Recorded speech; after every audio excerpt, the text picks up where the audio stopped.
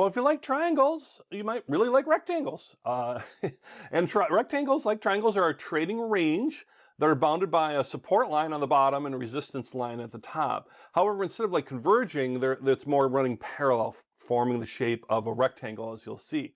And they'll continue along that kind of path, which gives us a lot of good trading opportunities inside the path until there's a breakout of the rectangle. Now you might say to yourself, well, which way does it break? Does it have a tendency to go a certain way, whether it's going to break through a support line or resistance line? The answer to that, because it's a continuation pattern, is it's going to follow the direction of that previous trend. See how continuation patterns will follow the original trend compared to, let's say, reversal patterns. But rectangles are by nature a continuation pattern. So we'll be watching those trends and that overall direction of prices, either up or down, and then we'll see how the triangle, or excuse me, the rectangle forms, and then we'll see how we can maybe trade around that. So if you look towards the middle of the chart and think about those support line at the bottom and a resistance line at the top, if you were to draw those two lines, and form a rectangle, just visually look at this for a moment. What might it look like on your chart? Where about where you'd be drawing it on there? Think connecting the highs and the highs together, maybe at the top, and lows to lows with horizontal lines. So if you saw something looked like something like this, well, terrific, you were right. If not, that's okay too. We're learning here. That's the whole idea. I just want to give you a little kind of mini idea as we're going here. And you can see in this particular rectangle pattern that there's an uptrend that we're entering into the rectangle into. So in this case, there's a continuation pattern, so it'd be a different direction, which was this uptrend.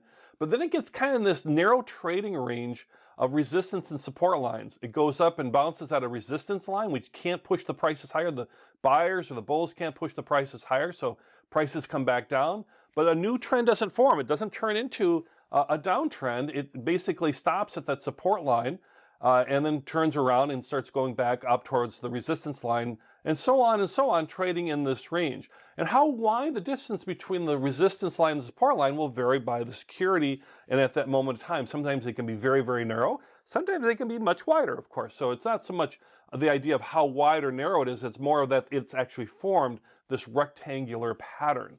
And if we look at that, you can say, oh, well, there's opportunities where I might want to buy, or there's opportunities where I might want to sell within a rectangle pattern.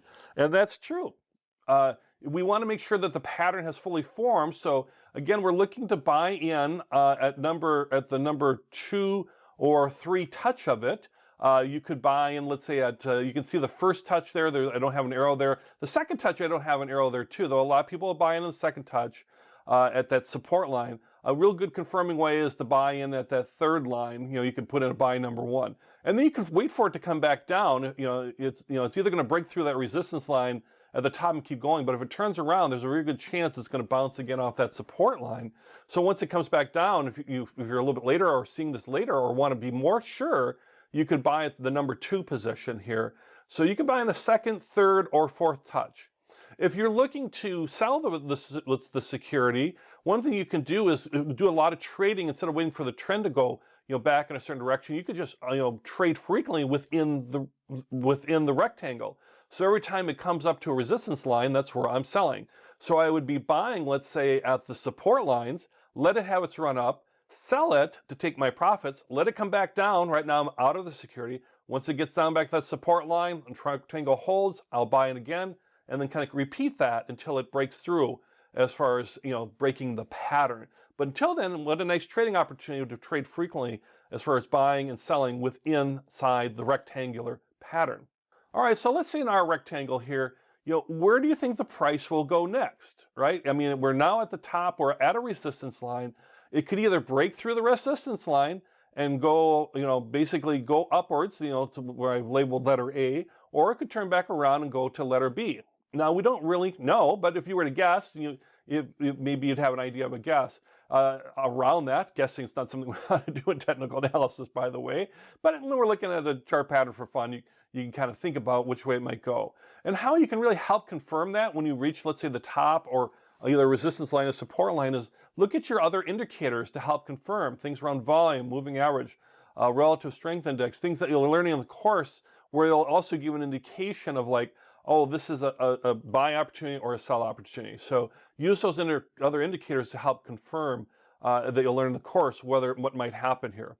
But let's say I told you, it was either going to break either through resistance line A, or it was going to turn around and go all the way down and break through the support line B. Just based on what you see here, which one do you think it is? I'm not giving you any other indicators. You just got to go with the pattern here. I'm just telling you it's going to do one or the other because I'm the instructor and I'm having fun, and hopefully you are too, right? Which one do you think it is? Now, a little hint here, rectangles are trend continuation patterns. What was the trend coming into the rectangle? So if you thought, okay, I'm in an upward trend, so I'm going to say A, well, you would be correct, because that is, the uptrend was already established before. The uptrend then went into this rectangular up and down pattern. And if it was going to break through, we'll be watching for it to more likely break through on the letter A there, break through that resistance line and continue our uptrend. So that you can see that if we're, say, buying at the support lines, and even if we're doing frequent trading within the rectangle, because I bought at that support line, once it approaches that resistance line, if it turns back away from the resistance line, I could sell, get out, and then do it all over again at the support line.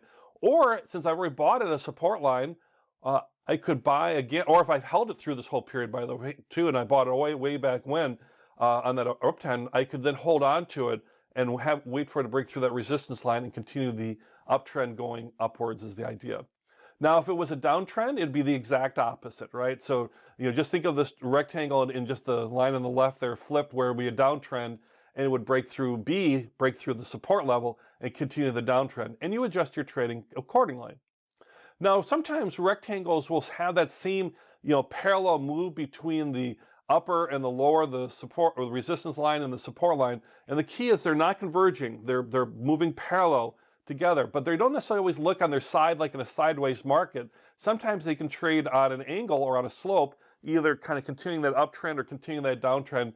Even with inside that, it's got some movement inside there, and that would be what we call a channel. It's really a rectangle, and there's a channel of prices that are happening. But the idea is it's not converging like a triangle. It's still this narrower trading range, and then to treat it appropriately as a rectangle. Again, triangles and rectangles, continuation patterns, trend is your friend. The idea is you're going to watch for them to go through. If they do break through, they're going to go in that same direction of the original trend. Nothing's perfect, of course. That's very important. But that's the idea of these chart patterns that have been proven over time. More likely than not, hopefully is the ideal continue that pattern.